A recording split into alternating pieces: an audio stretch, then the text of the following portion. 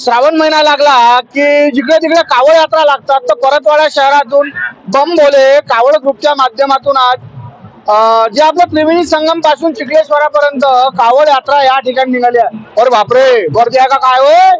सारे या ठिकाणचे जे शिवप्रेमी आहेत हे सर्वजण या कावड यात्रेत सहभागी झाले आहेत. तुम्ही या ठिकाणचे दृश्य बघू शकता. मोठ्या संख्येत हे कावड यात्रे असं खरं या ठिकाणून कावड यात्रेत सहभागी झाले असून यावर्षी आज असं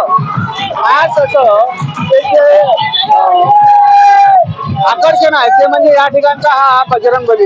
या ठिकाणी तुम्ही बजरंग बली सुद्धा पाहू शकता. ही बजरंग बली सुद्धा आहे आणि हजारोच्या संख्येत कावडधारी जे आहेत या कावडधारी यात्रेत सध्या सहभागी झाले.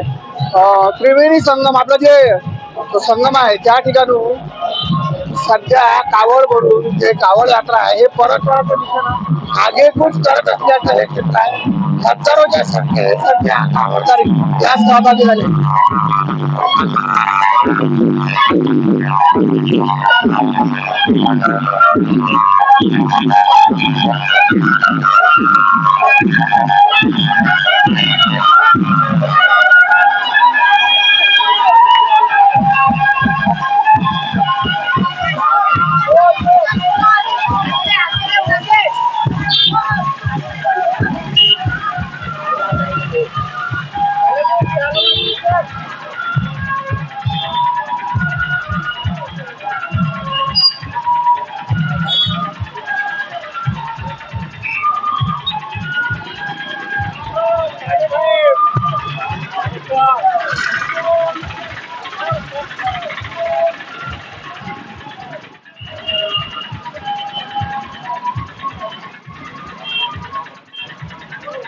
पोलीस प्रशासनाचा दांडगा बंदोबस्त यावेळेस तुम्हाला दिसून राहिला आहे.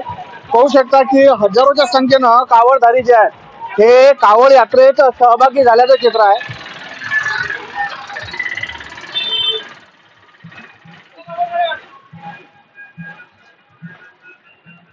तर माझ्यासोबत या कावड यात्रेत सहभागी झालेले अरुण भाऊ घोटकर, अरुण भाऊ राजे पोट्टेनिरा हरणीसारखेच पाहून राहिले ना. तर कोणता उत्साह आहे आणि किती तुम्ही भरण्याची कावड या वर्षी कावड यात्रेत सहभागी केली आहे?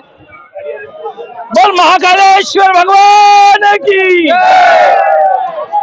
बोल बम कावड यात्रा महासंघ आठवडे बाजार सुदर्शन नगर परतवाडा इथून ही कावड यात्रा त्रिवेणी संगम इथून ही सुरुवात झालेली आहे.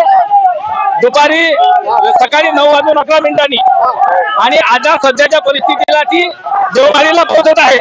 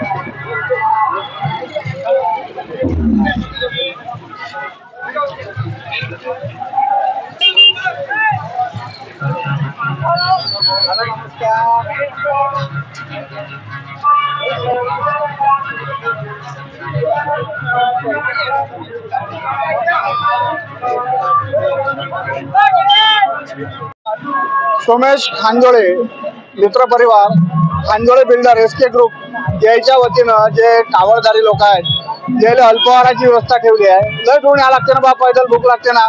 आजचा सोमवार असल्यानं लय जण उपवास आहेत, तर त्याच्यासाठी या ठिकाणी अल्पहाराची व्यवस्था केली असून सर्व कावळधारी या ठिकाणी जे आहेत हे अल्पहार करतात. आणि इकडच्या बाजून पाहत असाल तर कावडीचं जेमतेम सध्या शहरात आगमन झालेलं आहे.